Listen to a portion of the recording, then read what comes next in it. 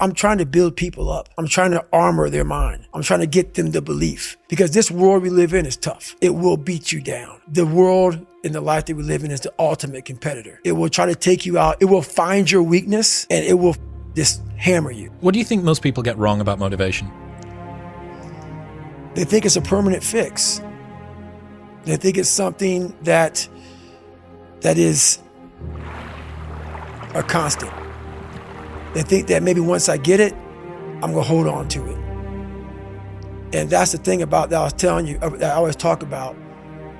Nothing is permanent. Nothing is permanent. And a lot of times you have to learn to perform without motivation. You have to learn to perform without purpose. You have to learn to perform a lot of different things.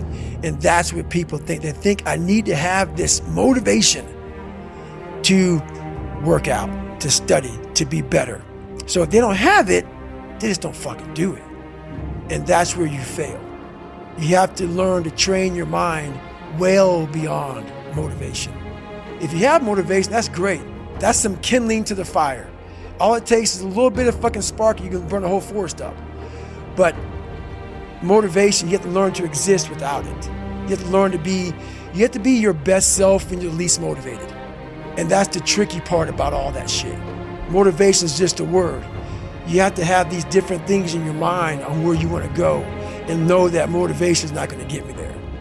Because I'm not going to always be motivated. Jocko said the exact same thing. He said that discipline eats motivation for breakfast. And discipline is good too. But without a clear headspace, there's no discipline. What do you mean?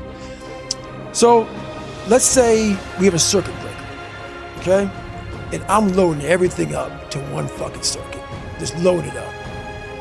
It's gonna fucking blow. And once that thing blows, man, the circuit's all fucked up.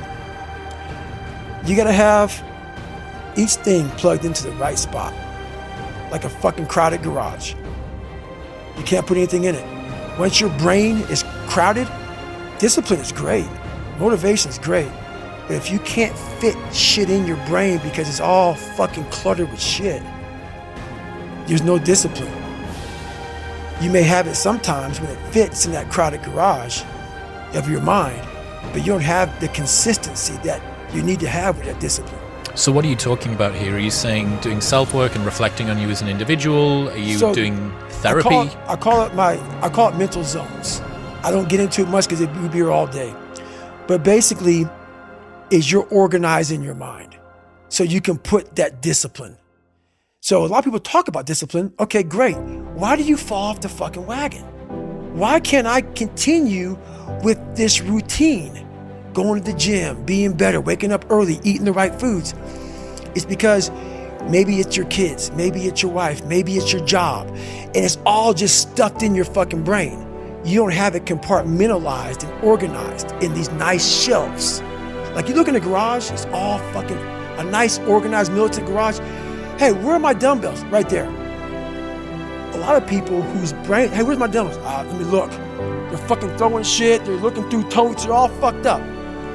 So where am I gonna put discipline in that mind if I can't find other shit? You gotta be able to find all these different things in your mind. Oh, I can put discipline right there. I can put consistency right there. I can put all these things right there in that spot. So that's what I'm talking about. If your life is not organized, and your life being everything around you, because it takes one little fucked up piece of an outside interference to clutter your whole mind. Because it's on such a knife edge. That's right. And people don't get that. Your mind has to always be clear. That's why I meditate 2 hours every single night. Because I refresh, I reorganize the garage, which is my mind, every night. So then discipline's in there, organization, everything is in this right spot. So when I wake up, I'm ready to go. What does a morning look like for you at the moment? Have you got a routine of some kind? Yes, I run every single morning. So that's what time are you up? When are you waking up? I'm up about 5:30. So every morning starts with a run. And that's because that's the one thing I hate to do more than anything in the world. So that's like my cup of coffee. And I'm all about armoring yourself. So the second you leave your house, and the second you open your phone, the second you do any of that shit, you are now letting in poison in cancer. So I make sure a lot of things you can't avoid. So as I get up, I start to armor plate my mind and body. Like a person's going to war, you put your body armor on. That's what I'm doing on that run. I'm waking up and I'm giving myself all this armor. So when I come out in the world, look at that phone, I'm ready. I'm not waking up late. I'm not rushing around. I'm not disorganized because I know I'm gonna get hit in the fucking mouth. There's an art to getting hit in the fucking mouth. And that is why these things are important. You have to wake up and you have to give yourself belief. You have to give yourself confidence. So it starts with that run. So after the run, I come home, I eat something small. How long's the run typically at the moment? Nowhere under 12 miles. So 12 miles is the minimum. And what are you getting that done in? How long? It depends. Right now I'm running heart rate. So I'm doing like 8:15s, 8:30s, because I'm retraining right now. Because what's that? Is that zone 2 for you? Zone 2. Yep. Because of the leg surgery I had.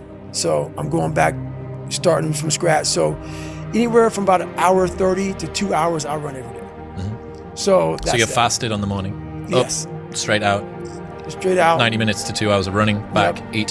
Eat, and I'm in the gym. So, and then after that, to whatever's on the plan for the day. That's how that works every day. Are you still doing your stretching? Because you've got every 2 night. hours of... You've every got night. 2 hours of meditation, Mm-hmm. 90 minutes to 2 hours of running. Mm-hmm. How long's the gym session? Depends, 45 to an hour and a half. Okay. Mm-hmm. Stretching, meditation, run, eat, gym. Is there something I'm missing, Jennifer? Oh, yeah. Yeah. Forgot about that. You cycle as well? Yeah. How long are you cycling? It just depends. I do stationary bike right now a lot. Uh-huh. What are you using? Is it like a watt bike or something similar? Yeah, something similar. Yep. So I put my bike on a like trainer, and I cycle. Yep. At least 3 or 4 days a week I'll do that. So... That's your day. There is no room for anything else. Yeah, there is. A lot of room. So there's 24 hours, and I use it all pretty well. How's your sleep? What's your sleep like? It's really good. Okay. It you is getting now. 8 hours-ish, something like that? 7-8 hours. Mm-hmm. Yeah. Well, you'd need to with this sort of volume. 7-8 hours. And you're still doing your stretching stuff? Every night. So you've got a 4-hour block, basically, of stretching and meditation? Well, no, that's all in one block. You combine the two, right? Yeah, that's all in one block. Cool. Yep.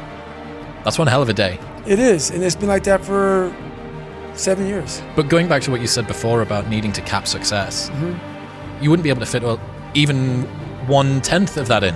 Exactly. If you were chasing down... Exactly. Yep. That's exactly it. So if all that's fucked up, that's why I got to cap success, because I can't put that in. And that's my growth factor. So, that's my human growth factor.